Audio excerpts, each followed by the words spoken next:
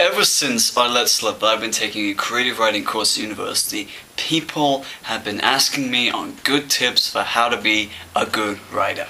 Now, if I honestly thought that I knew what I was talking about, I would be teaching this class and not taking it. But if I share with you guys how little I actually know, maybe you'll leave me alone and I can actually get down to writing the incoherent garbage I'm paying the university to let me write.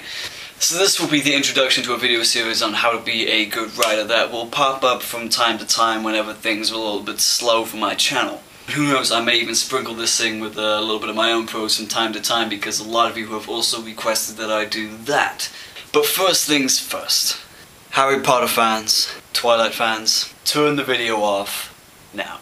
There really is no hope for you. You might sell books, yes, but if you write like those guys, you will never be a good writer. Which brings me to my second point. Selling books does not make you a good writer. It makes you a popular writer. There is a difference. Choose which path you want to go down, follow it, and then maybe work on the other one once you get there. Me, personally, I've never been popular and probably never will be. So I'm focusing all of my fractured pride on the chips of being a good writer. If you're like me and you fail at the thing you're only doing because you failed at everything else, then this video series is for you. Pat yourself on the back. No, really. Pat yourself on the back. Look. Now, I'm not trying to big up my course or my life choices. It's the most useless course at university. Except maybe philosophy. I know that. Hell, we were asked to write an essay the other week explaining why UK taxpayers should pay for us to read novels and write poems for 3 years.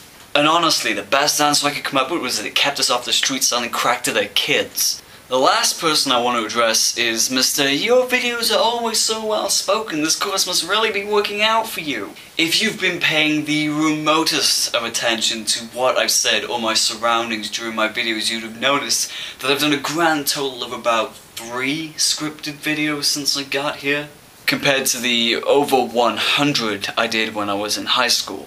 If you think my videos are well scripted, then well, you need to broaden your horizons for one thing, but mainly you need to know that that has nothing to do with my course. And if it has nothing to do with my course, then I can't tell you anything about it. Because honestly, I don't have a clue either.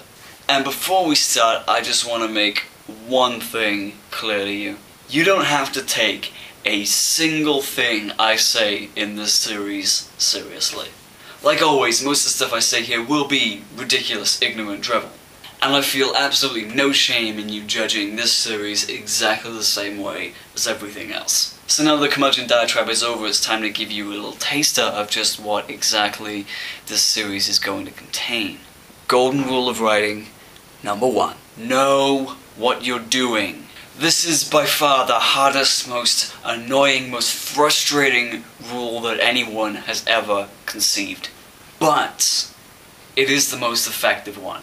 And when I say this, I mean it. If you want to be good, you will have read books. Some of these will be books that you like. These books will affect your plots and your style of expression.